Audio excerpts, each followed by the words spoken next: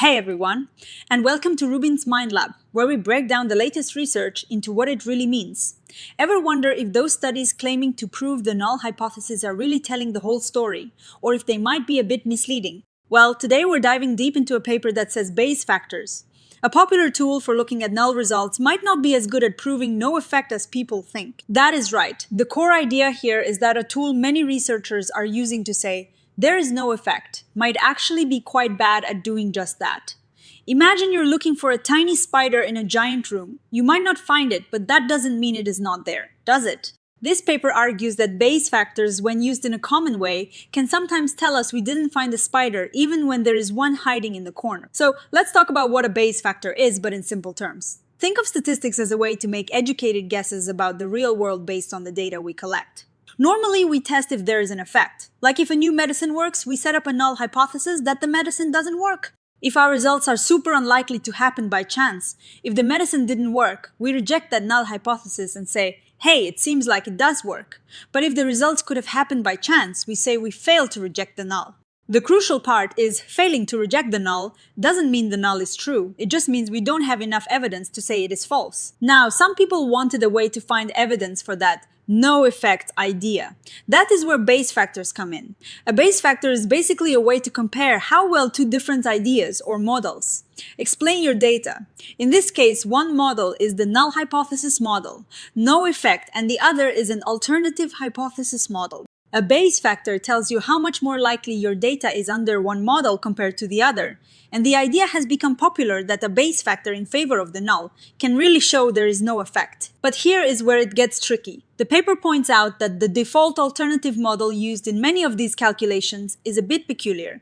It doesn't just say there might be an effect, it actually predicts that effects are often quite large. Imagine you're comparing a model that says there is no spider to a model that says there is a spider and it is probably really big and easy to spot. If you can barely see a tiny spider, the no spider model might look more likely compared to the big, obvious spider model. But that still doesn't mean there is no spider at all. The author argues that this is the problem. The Bayes factor is comparing the null to this specific, often large effect expecting alternative. So if your data doesn't show a large effect, the null might look better in comparison. But this doesn't mean the data supports no effect. It just means the data doesn't support the specific alternative you chose. And if you pick a different alternative, you might get a different answer. To really drive this home, let's look at an example from the paper. Imagine a study where they compare two groups, and the average difference between them, called Cohen SD, is 0.2. That is considered a pretty small effect size. Now, if you use the common default Bayes factor analysis here, you might get a Bayes factor of about 3, which suggests some evidence for the null hypothesis. But here is the kicker, a Cohen.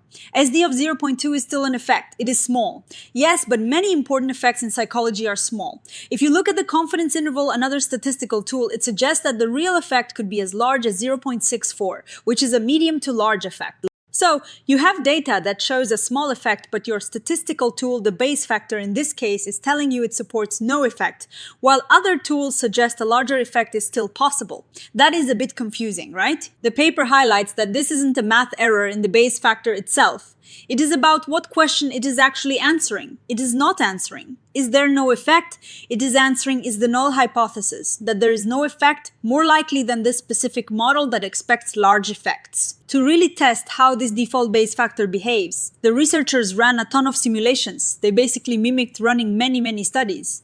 They played around with different scenarios where they knew what the true effect size was. And here is where the problems really show up. Even when there was a small, real effect, like a Cohen, SD of 0.2, almost half the time, the default Bayes factor analysis would incorrectly suggest evidence for the null hypothesis. This is a major issue because researchers are often looking for evidence of no effect when they fail to find one with traditional tests, and this tool, used this way, can mislead them. It gets even more concerning. Even with a medium-sized effect, the default Bayes factors still incorrectly favor the null hypothesis in some cases. This means that researchers might think there is no effect when there actually is a meaningful one, just because they're using this default Bayes factor setup. Now, some might say that maybe the threshold for evidence is too low. The paper also looked at using a stricter threshold, like a Bayes factor greater than 10. While this reduces some of the false positives, saying there is no effect when there is one, it also makes it much harder to find evidence for the alternative hypothesis when it is true. And it still does really fix the core problem of proving the null. The problem is deeply tied to that default alternative model. It is set up to expect larger effects. So when you see a small or even medium effect, it doesn't fit that alternative model very well, making the null look better by comparison. The paper suggests that perhaps an alternative model that predicts smaller effects would be more appropriate in many psychological contexts, but then it becomes much harder to find evidence for the null in smaller samples. So, what is the alternative? The paper suggests we go back to simpler, more familiar tools like confidence intervals. Instead of trying to prove the null, a confidence interval can tell us the plausible range of effect sizes given our data. If the entire range of the confidence interval is very close to zero, or within a range we consider practically meaningless, then we can confidently say there is no meaningful effect. For example, if you can't reject the null hypothesis, a confidence interval will show you that zero effect is possible, but also what is the largest effect that is still consistent with your data. If that largest possible effect is still very small, then you have good evidence that the effect isn't large. It is a more transparent way of saying what the data can and cannot tell us. The paper's main takeaway is this. Proving there is truly no effect, or that an effect is negligibly small, requires a lot of data. This is true for Bayes factors, confidence intervals, or any other statistical method. The illusion that Bayes factors can provide strong evidence for the null in small samples comes from using a default alternative that is biased against small effects. Ultimately, the author emphasizes that Bayes factors don't have a special magic wand for proving the null. They are model comparison tools.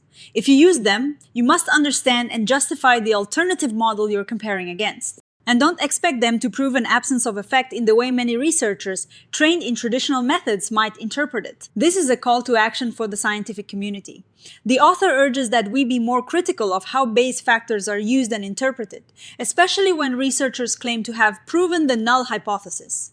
For most of us, sticking with well-understood tools like confidence intervals might be a safer bet for interpreting null results. They might not sound as fancy as Bayes factors, but they tend to be more honest about what the data can tell us. And crucially, they're less likely to be misinterpreted. It is all about understanding the question you're asking and what your statistics are actually saying. This research highlights a really important point in how we interpret scientific findings.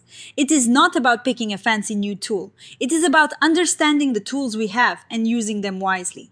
So, what do you think about this? Are you using Bayes factors in your own research? Let me know in the comments below. And if you found this deep dive into statistics interesting, please give this video a thumbs up, subscribe to RUBIN'S Mind Lab for more science breakdowns, and hit that notification bell so you don't miss our next exploration into the fascinating world of research. Thanks for watching, and I'll see you in the next one.